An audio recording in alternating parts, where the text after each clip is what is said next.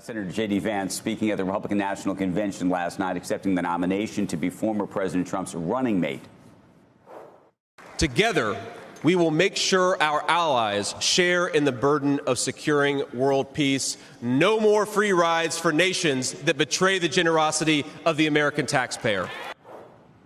Joining us right now to talk about all this, Jay Clayton, former SEC chair and a CNBC contributor. And the big question I would ask you, more than anything else that I think the business community is trying to understand, is how much you think J.D. Vance's views on business and regulation and sort of a shift to a more populist, to even a more populist approach, if you can believe it, than former President Trump, is the same policies that former President Trump would pursue if he were president.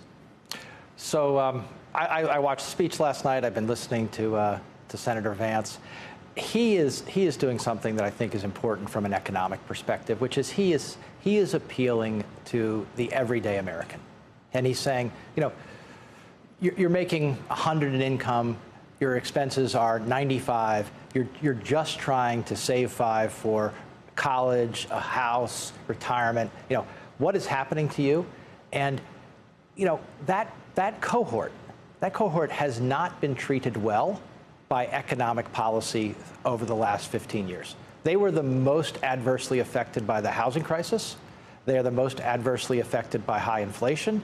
And what do those events have in common? Right. Those events have in common when Wall Street and the government get together. And when Wall Street and the government get together around the globe, what happens? Asset prices go way up. And the folks who are looking to get on the asset ladder, they suffer.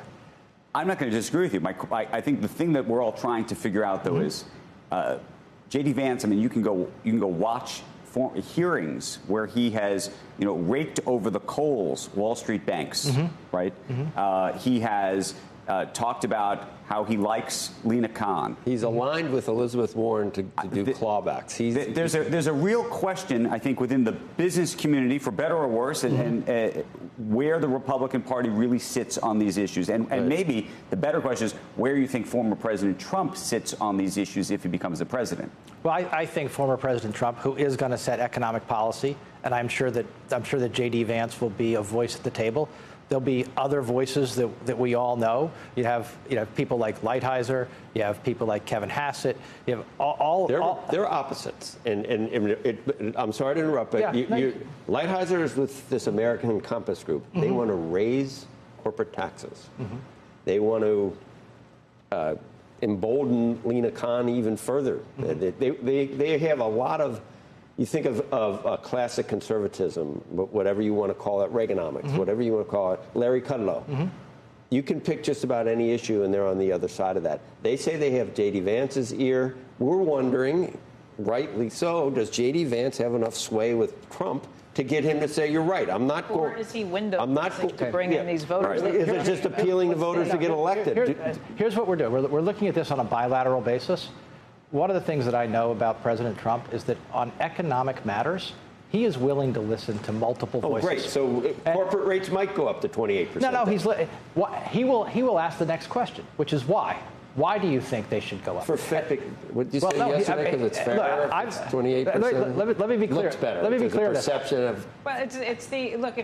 Even if it doesn't bring in a lot of money, the argument has always been that it doesn't seem fair if you're going to raise taxes in other places to try and balance the deficit, to not raise it there too. Or is this just a situation where we're not going to care about raising taxes? You lower everybody's taxes and don't worry about what happens to the deficit. You figure you make it up on growth. Okay. A couple of things that you know from the last Trump administration. Smart deregulation.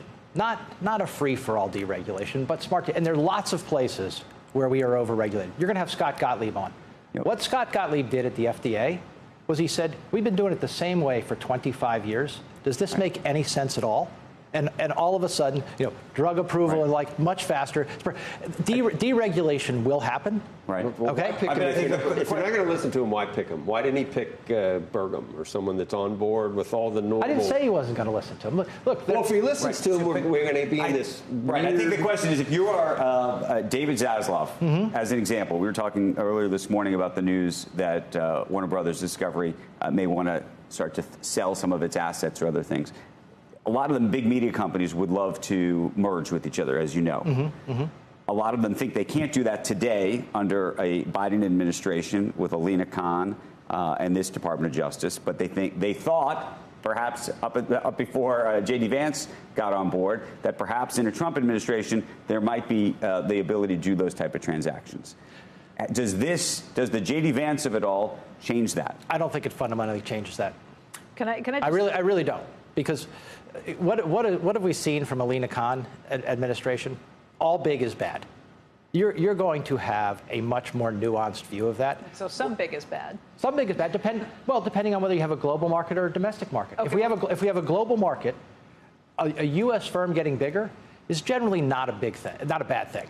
Although this is something that Judd Gregg emailed us this morning. Just the irony is that the multinationals that mean anything are the Metas, the Googles, the Microsofts, the Amazons, that these are the ones who have billions of users across the world. They give America a disproportionate advantage to the world of commerce and the new world of AI. But when you listen to this sort of rhetoric, it locks in that these are bad things. It's 1950s language you put on top of that. Big tech, is that going to be a focus in a potential next Trump administration? For deregulation or for existing regulation that's cracked down pretty hard on them? A lot of those cases started in the last Trump administration. Yeah, what part of big tech is really what you need to think about? So we're subsidizing the heck out of chips, right? So we're already saying we're going all in on continued technological advancement.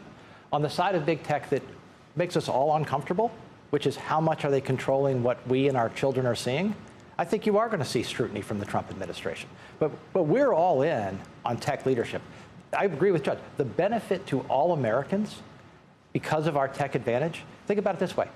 Every person that comes out of poverty around the globe, or every person that moves up from, say, the poverty level up into the middle class, the U.S., because of its tech leadership and the need to get connected, gets a giant dividend. We should never give up leadership in that area. Right.